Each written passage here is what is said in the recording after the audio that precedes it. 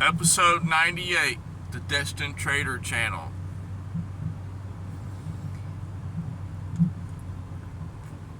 This has got to be like one of the most enjoyable things about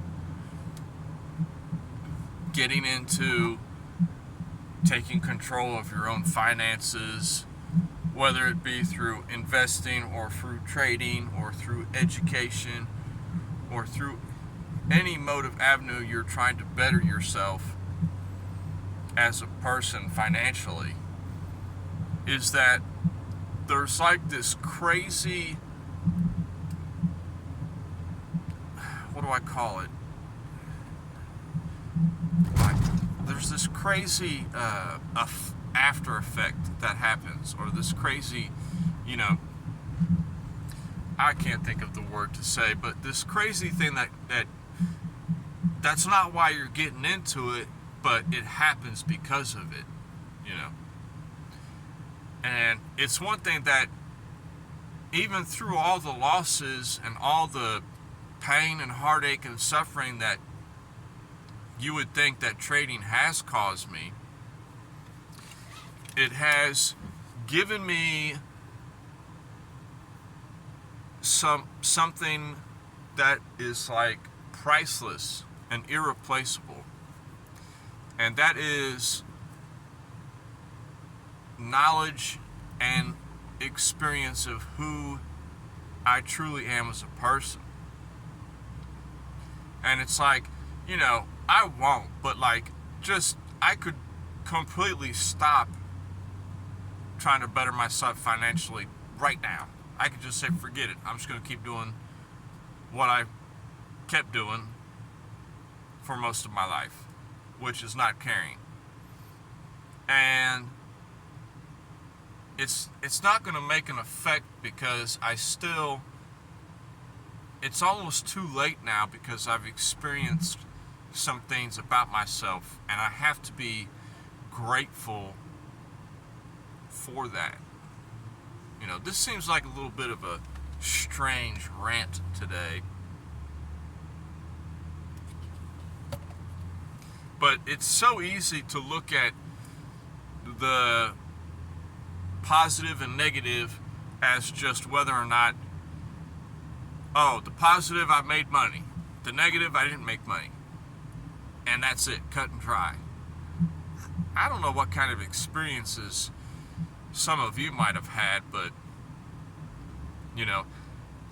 it has brought some mind-opening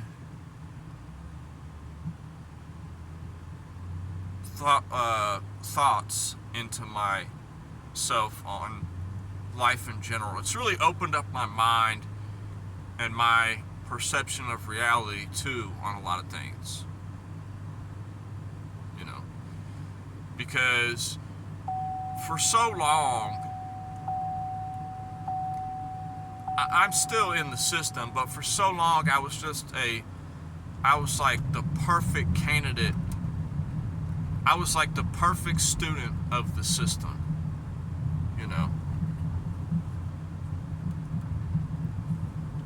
And I never once questioned anything or thought that I had to learn any new skill sets, And the best thing that trading has done for me up to this point has been opening up my eyes and seeing the world in a bit of a different light. Knowing that there is possible outcomes to different things. There is other ways to make money other than just working for someone else. You can use a personal skill set and apply it in the markets or apply it in an industry and go about on your own and working for yourself. And trading has brought that out in me. It's brought out the entrepreneurial spirit, you know.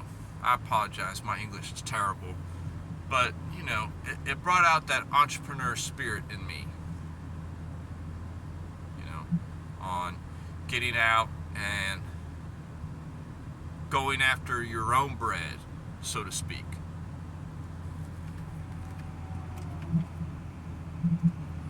Not necessarily reliant on just show up to work, get paid, go home. Which I still do, and there's nothing wrong with that. You have responsibilities, you must work. You know, you don't must, but when you're working and you're trying to better yourself personally, it's a hard balance, because sometimes you find yourself devoting so much of your time and energy in your job that your personal self is lacking a little bit. And then other times you're so focused on your personal self that your responsibilities tend to be lacking. And I found at this stage in my life I'm the most content when my responsibilities are covered and yet I'm still pursuing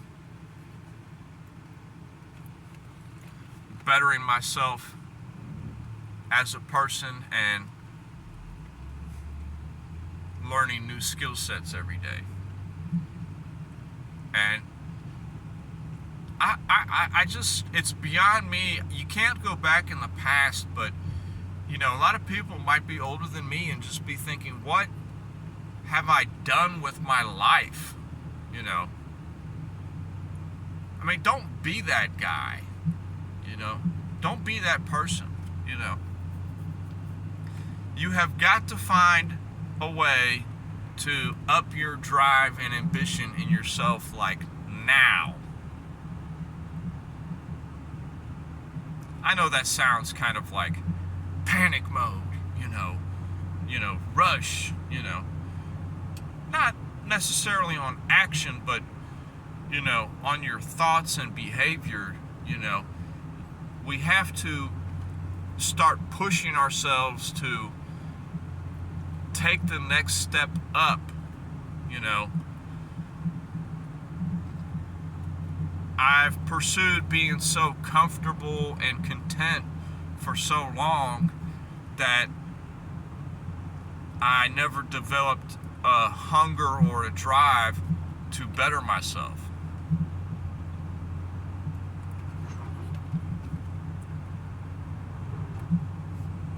And it's nice to, you know, have a little bit of a hunger in yourself to learn new things.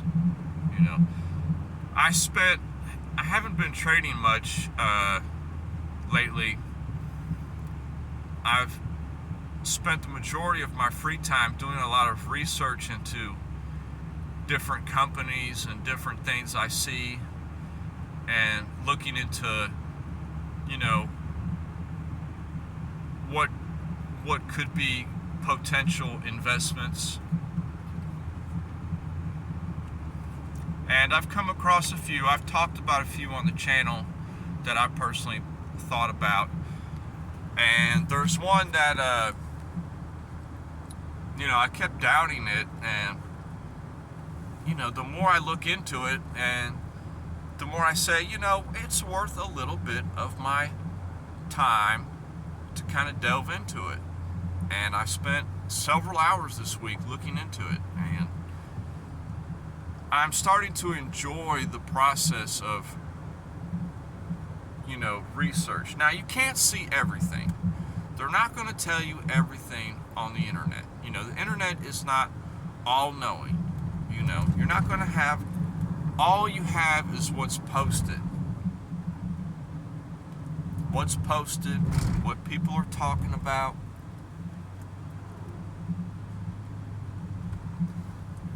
Generally, what kind of industry this company's in, what products they make, whether or not they're, you know, you can kind of get a hint at their profitability, you know.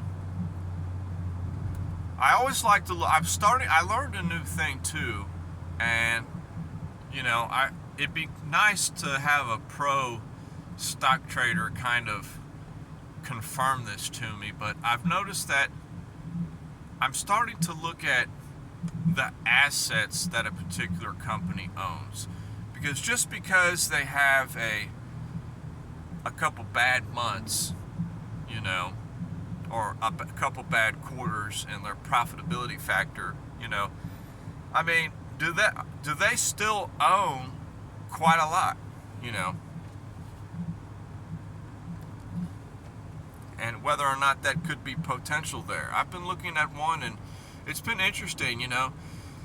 It makes you think that they're doing horrible, because for a couple quarters, they lost $1 million here and 600,000 here, but as far as like the debt that they owe, it's several million, but then their assets, it's like in the hundreds of millions.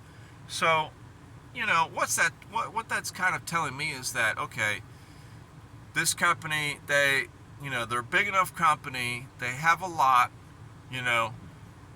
they're having a bit of a struggle at the moment, but they still have a far superior number of assets to cover any kind of debt or drawdown that they might incur in the short term. And I don't know what kind of truth there is to that. I'm just thinking off the top of my head, but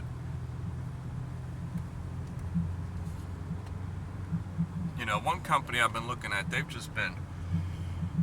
been trading sub $1 on the NASDAQ, and I've just been looking into it and just thinking,